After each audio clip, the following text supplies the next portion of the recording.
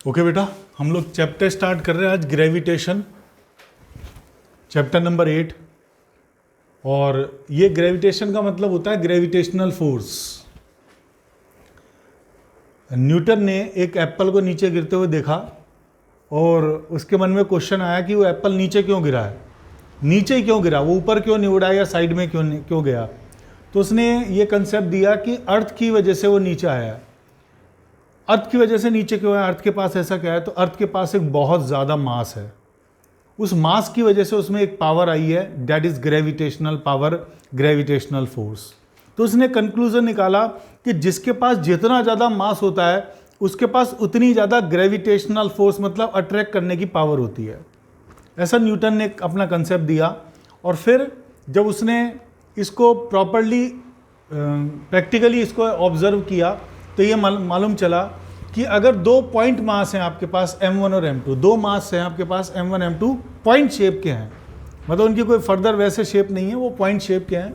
तो दो मास हैं m1 m2 और उनके बीच में सेपरेशन r है। तो इनके बीच में जो ग्रेविटेशनल फोर्स लगेगा, मतलब m1 मास पार्टिकल m2 को अपनी तरफ अट्रैक्ट करेगा और m2 मास पार्टिकल m1 को अपनी तरफ अट्रैक्ट करेगा। तो ये दोनों एक दूसरे को जिस फोर्स से अट्रैक्ट करेंगे उसे ग्रेविटेशनल फोर्स कहेंगे।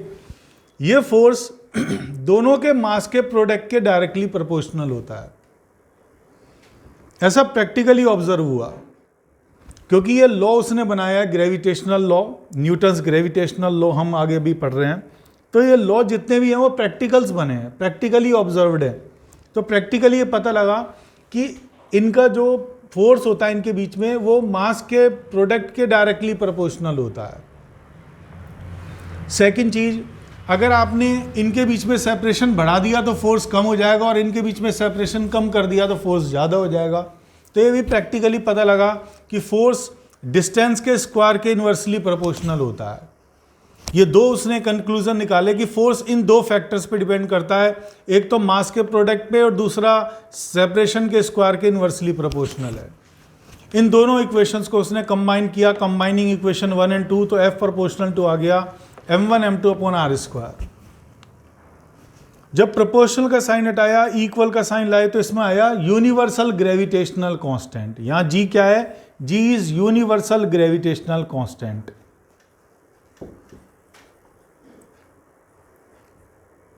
Universal gravitational constant. Why this word is universal क्यों वर्ड आया, क्योंकि ये कभी किसी मीडियम पे डिपेंड नहीं करता। जैसे मान लीजिए अभी मार्कर को मैं छोड़ रहा हूँ, मार्कर और अर्थ के बीच में कुछ नहीं है, अर्थ इसे खींच रही है। अभी मार्कर और अर्थ के बीच में टेबल लगा दी या कोई हाथ लगा दिया तो भी सेम फोर्स लग रहा है। मतलब बीच में अपने कोई मीडियम चेंज कर दिया तो भी इस पर अर्थ सेम फोर्स लगा रही है। मतलब ये एक ऐसा फोर्स है जो बीच के मीडियम पे डिपेंड नहीं करता है, इसकी फिक्स वैल्यू आएगी। तो ये ग्रेविटेशनल यूनिवर्सल ग्रेविटेशनल कांस्टेंट है, मतलब इसकी कभी भी वैल्यू चेंज नहीं होती है, किसी मीडियम पे किसी फैक्टर पे डिपेंड नहीं करती है, इसलिए इसके साथ वर्ड आए यूनिवर्सल। इसकी जो वैल्यू होती है ये लिख दी है, इसकी वैल्यू है 6.67 इंटू 10 की पावर -11। यूनिट होगी newton into metre square upon kilogram square. इसकी यूनिट होती है न्यूटन इंटू मीटर स्क्वायर पर किलोग्राम स्क्वायर। और ये जो वैल्यू है बहुत छोटी है, देखिए 10 की पावर -11 आ रहा है, बहुत स्मॉल क्वांटिटी है। सिंस कैपिटल G बहुत स्मॉल है और अगर आपने m1 m2 भी स्मॉल ले लिए तो ये फोर्स इतना छोटा होगा कि उस फोर्स को हम कंसीडर ही नहीं कर पाएंगे। बहुत छोटा होगा, मतलब उसे फोर्स को हम कैलकुलेट ही नहीं करेंगे, छोड़ देंगे, इग्नोर कर देंगे। तो ये फोर्स कब कंसीडर किया जाएगा, कब ये फोर्स इफेक्टिव होगा, कब इसको हम कैलकुलेट करेंगे, उसके लिए कम से कम एक मास हैवी होना चाहिए। ये लाइन लिख दी है, force is effective means considerable only when at least one mass is heavy. अगर इन दोनों में से कम एक हैवी है तो ही हम इस फोर्स को कैलकुलेट कर लेंगे। अगर दोनों ही लाइट मासेज हैं तो हम इस फोर्स को इग्नोर कर देंगे, कैलकुलेट ही नहीं करेंगे, क्योंकि G की वैल्यू बहुत छोटी है, बहुत स्मॉल है। तो कम से कम एक तो हैवी होना चाहिए। इसलिए आप अर्थ का किसी के साथ कॉम्बिनेशन बनाते हैं, अर्थ और एप्पल के बीच में फोर्स लग रहा है, एप्पल के बीच भी फोर्स लग रहा है, लेकिन एप्पल और एप्पल के बीच में जो फोर्स है वो इतना कम है क्योंकि एप्पल का मास कम है, दोनों एप्पल्स का मास कम है, और जी की वैल्यू ऑलरेडी कम है, तो इनके बीच में फोर्स बहुत ही ज़्यादा कम हो गया, इतना कम हो गया कि उस फोर्स को हम कंसीडर ही नहीं कर सकते। तो अर्थ के साथ एक कॉम्बिनेशन बनाते हैं, क्योंकि अर्थ का मास आता है 6 × 10⁻24 किलोग्राम, तो जब उसको जी से मल्टीप्लाई करते हैं तब भी 10⁻13 बचता है। इसका मतलब अगर एक मास हमने अर्थ ले लिया तो हम दूसरा किसी भी पार्टिकल पर अर्थ की वजह से फोर्स कैलकुलेट कर सकते हैं। तो ये हमारे लिए बहुत इंपॉर्टेंट टॉपिक है कि इसे कब कंसीडर किया जाए, जब कम से कम एक मास हैवी हो। देखिए जितने भी प्लेनेटरी मोशन है, जैसे हमारी अर्थ एक प्लेनेट है और सन के अराउंड रिवॉल्व हो रही है, तो अर्थ पर अर्थ जब रिवॉल्व हो रही है तो अर्थ पर बाहर की तरफ फोर्स लग रहा है mv²/r, that is centrifugal force, ये लगेगा ही लगेगा। तो अर्थ पर बाहर की तरफ फोर्स लग रहा है, तो अर्थ बाहर की तरफ जा क्यों नहीं रही, अर्थ रेडियली आउटवर्ड्स क्यों नहीं जा रही है? क्योंकि सन का ग्रेविटेशनल अट्रैक्शन नहीं जाने दे रहा, क्योंकि सन का मास भी बहुत ज़्यादा है, अर्थ का मास भी बहुत ज़्यादा है, और जब ज़्यादा मास आपस में मल्टीप्लाई होंगे तो ये फोर्स काफ़ी ज़्यादा आएगा। तो सन और अर्थ के बीच में बहुत ज़्यादा फोर्स लग रहा है, उसकी वजह से अर्थ बाहर नहीं जा पाती। अदरवाइज जो है अर्थ सन के इफेक्ट से, अगर ये ग्रेविटेशनल फोर्स नहीं हो जाता तो अर्थ सन के ग्रेविटेशनल फोर्स से बाहर निकल जाती। तो जितने भी प्लैनेटरी मोशन है, मतलब प्लैनेट सन के अराउंड रिवॉल्व हो रहे हैं, उसको आप इस बेसिक कंसेप्ट से, ग्रेविटेशनल फोर्स के कंसेप्ट से समझा सकते हैं। इवन दो अर्थ के सराउंडिंग, ये अर्थ मान लीजिए, अर्थ के सराउंडिंग सैटेलाइट्स रिवॉल्व हो रहे हैं, तो सैटेलाइट्स का रिवॉल्विंग मोशन भी आप ग्रेविटेशनल फोर्स के बिना नहीं समझा सकते हैं, क्योंकि सैटेलाइट पे भी बाहर की तरफ फोर्स लगेगा और mv²/r काफ़ी ज़्यादा होता है सैटेलाइट के केस में, क्योंकि उसकी स्पीड काफ़ी ज़्यादा होती है। तो अर्थ का ग्रेविटेशनल अट्रैक्शन ही उसे बाहर जाने से रोक रहा है, ये दोनों फोर्स बैलेंस होते हैं, इसी वजह से सैटेलाइट अपने ऑर्बिट के अंदर रिवॉल्व हो सकता है। इसके बाद ये टॉपिक है कि acceleration due to gravity at surface of earth, हमें बताना है कि अर्थ की सरफेस पर एक्सेलेरेशन ड्यू टू ग्रेविटी की वैल्यू कितनी होती है। तो जहाँ पर भी हमें कैलकुलेट करना होता है ग्रेविटी की वैल्यू, वहाँ हम अपनी तरफ से कोई भी जो आपको अच्छा हो, जैसे मुझे डस्टर अच्छा लग रहा है, ये मैंने डस्टर कंसीडर कर लिया। मैंने जहाँ पर भी acceleration due to gravity calculate करनी है, वहाँ मैंने अपनी तरफ से एक डस्टर एज्यूम कर लिया, m मास का, छोटा m मास का मैंने डस्टर एज्यूम कर लिया। जहाँ भी आपको ग्रेविटी कैलकुलेट करनी हो, आपको जो भी थिंग अच्छी लगती हो, जो भी आपको सब्सटेंस अच्छा लगता हो, वो आप वहाँ पर एज्यूम कर लो। उस पर फोर्स कैलकुलेट किया, इस m पे फोर्स कैलकुलेट किया, छोटे वाले डस्टर पे हमने फोर्स कैलकुलेट किया। फोर्स होता है कैपिटल G m1 m2/r²। तो capital G mass of earth, earth का सारा मास हम सेंटर पे मान सकते हैं, मालूम है। इसके बाद अर्थ का सारा मास एक पॉइंट पे कंसीडर कर सकते हैं, तो सारा के सारा मास हमने यहाँ पे ले लिया, कंसीडर कर लिया, और बाहर के पॉइंट के लिए तो हम कर ही सकते हैं। अभी हम देखेंगे कि अर्थ का सारा मास केवल बाहर के पॉइंट के लिए हम सेंटर पे कंसीडर करेंगे। अगर यह मुझे पॉइंट अंदर लेना होता तो मैं अर्थ का सारा मास यहाँ कंसीडर नहीं कर सकता था। तो ये जो कंसेप्ट लगता है कि आप अर्थ का सारा मास जब सेंटर पे कंसीडर कर रहे हैं, तो बाहर जब acceleration due to gravity calculate करनी होती है तो ही केवल अर्थ का सारा मास आप सेंटर पे कंसीडर कर सकते हैं। तो सारा मास यहाँ आ गया अर्थ के सेंटर पे, और ये हमारा डस्टर का मास छोटा है, और इनके बीच में total distance capital R, radius of अर्थ। तो फोर्स लगेगा इस डस्टर पे capital G capital M small m/r², G m1 m2/r² से आपने ये फार्मूला लिख दिया। अब न्यूटन कहता है कि जहाँ पर भी आप फोर्स कैलकुलेट कर रहे हो, अगर वहाँ पर एक्सेलेरेशन a है तो फोर्स होगा ma, वहाँ एक्सेलेरेशन a1 है तो फोर्स होगा ma1, वहाँ एक्सेलेरेशन a2 है तो फोर्स होगा ma2, और अगर वहाँ एक्सेलेरेशन g है तो फोर्स होगा mg।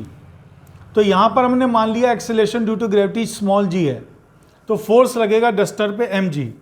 ये भी हमने फोर्स डस्टर पे निकाला है, ये भी हमने फोर्स डस्टर पे निकाला है, ये अलग डेफिनेशन से निकाला है, ये अलग डेफिनेशन से निकाला है। इन दोनों को इक्वेट कर लिया, क्योंकि ये सेम फोर्स है, डस्टर पे फोर्स है, इन दोनों को इक्वेट कर दिया। यहाँ पे लिख दिया है g is acceleration due to gravity at surface of earth, मतलब अर्थ की सरफेस पर अगर आपको ग्रेविटी कैलकुलेट करनी हो तो उसे g मानते हैं। कहीं और कैलकुलेट करनी हो अर्थ की सरफेस के अलावा तो g डैश से उसे डिनोट करेंगे, g से नहीं करेंगे, g केवल अर्थ की सरफेस पर होगा।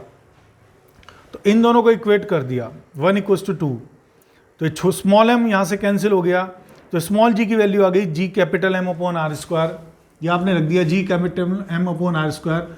अब कैपिटल G की वैल्यू आपको पता है 6.67 into 10⁻11, mass of earth 6 into 10⁻24 kilogram, radius of earth 6400 kilometre, kilometre को मीटर में कन्वर्ट किया तो 6400 इंटू 10⁻³ का होल स्क्वायर।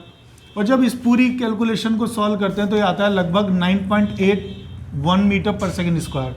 तो acceleration due to gravity at surface of earth आ जाएगी 9.81 मीटर पर सेकेंड स्क्वायर। और इसको एक और फॉर्म में भी हमें याद रखना है, capital G capital M equal to small g into R square, इसको क्रॉस मल्टीप्लाई किया।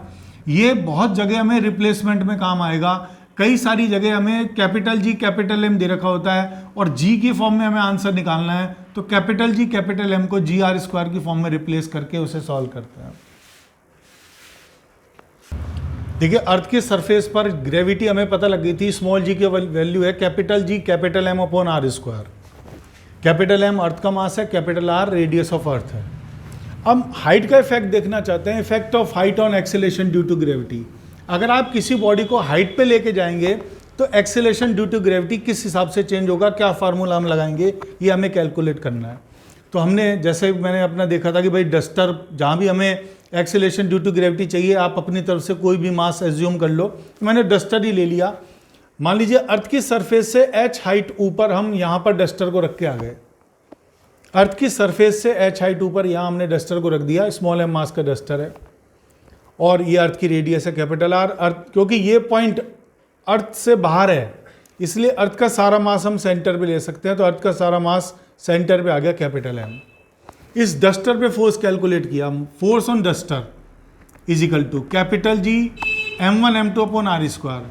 तो देखिए हम इस पे फोर्स कैलकुलेट कर रहे हैं, तो G m1 तो हो गया अर्थ का मास, m2 हो गया डस्टर का मास, अपॉन इन दोनों के बीच में डिस्टेंस, अर्थ की रेडियस r है और ये हाइट h है, तो r प्लस h का whole square. G m1 m2 upon R square formula होता है, हमको मालूम है। एक फार्मूला हमने यहाँ लगा दिया। दूसरा यहाँ पर एक्सेलरेशन ड्यू टू ग्रेविटी हमने मान लीजिए G डैश मान ली, तो यहाँ पर हमने वैल्यू लिख दी G डैश, तो फोर्स हो गया m मास पे m इंटू जी डैश, क्योंकि यहाँ अर्थ की सरफेस पे G मानते हैं, हाइट पे G डैश मानते हैं, तो फोर्स हो गया mg डैश। इन दोनों को इक्वेट किया इक्वेशंस को, m से m कैंसिल हो गया, G डैश इक्वल टू आ गया gm upon r plus h का होल स्क्वायर। मैंने आपसे कहा था बहुत बार हमें gm को रिप्लेस करने की ज़रूरत होती है, तो gm की जगह gr स्क्वायर हमें रिप्लेस कर दिया। ये रिप्लेसमेंट फार्मूला आपको याद रखना है, gm की जगह gr स्क्वायर रख दिया। अब इन दोनों से r प्लस h जो है यहाँ पर होल स्क्वायर आ रहा है, इससे और इससे r को हमने बाहर लिया।